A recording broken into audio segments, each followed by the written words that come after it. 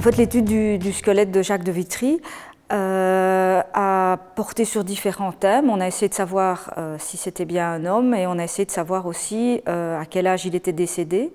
Alors, pour déterminer le sexe d'un squelette, l'idéal, c'est d'avoir les os du bassin.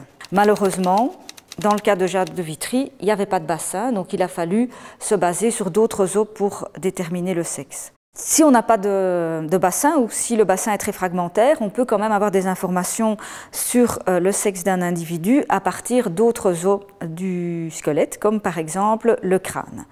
Et on a eu de la chance, dans la boîte qui contenait les restes de Jacques de Vitry, il y avait un crâne. Il n'y avait pas de mandibule, mais il y avait une boîte crânienne.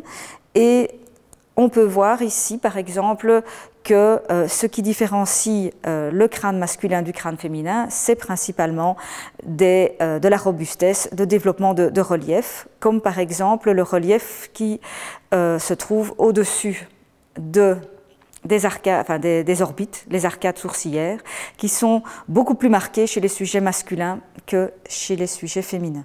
On peut aussi regarder le développement de ce qu'on appelle la mastoïde, qui est une protubérance qui se situe sur l'os temporal à l'arrière de l'oreille.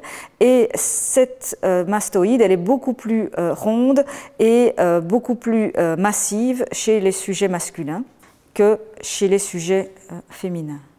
On a aussi le relief de la zone nucale, qui est une zone d'insertion musculaire.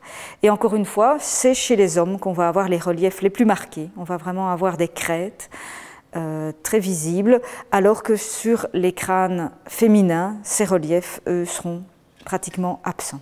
Alors, dans le cas de Jacques de Vitry, les caractères sexuels masculins ne sont pas très marqués et donc la détermination du sexe n'est pas vraiment aisée et on n'a pas un individu qui présente des caractères particulièrement masculins. Ce qu'on a également vu quand on a étudié les restes de Jacques de Vitry, c'est qu'un des péronés, le péroné droit, présentait une fracture. Cette fracture, elle s'est bien guérie. On a un cas ici dans nos collections qui est plus ou moins similaire, mais qui se situe sur un tibia. Eh bien, dans ce cas-ci, on a une fracture qui a guéri avec un alignement presque parfait des deux fragments.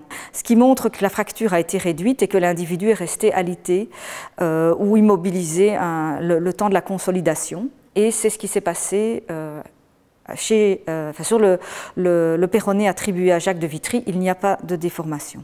Pour la détermination du sexe, on peut aussi avoir recours aux techniques de biologie moléculaire et c'est ce qui va se passer avec Jacques de Vitry. On va essayer, sur base de l'ADN qui sera, on l'espère, encore conservé dans ses ossements, voir si c'est plutôt un individu masculin ou un individu féminin.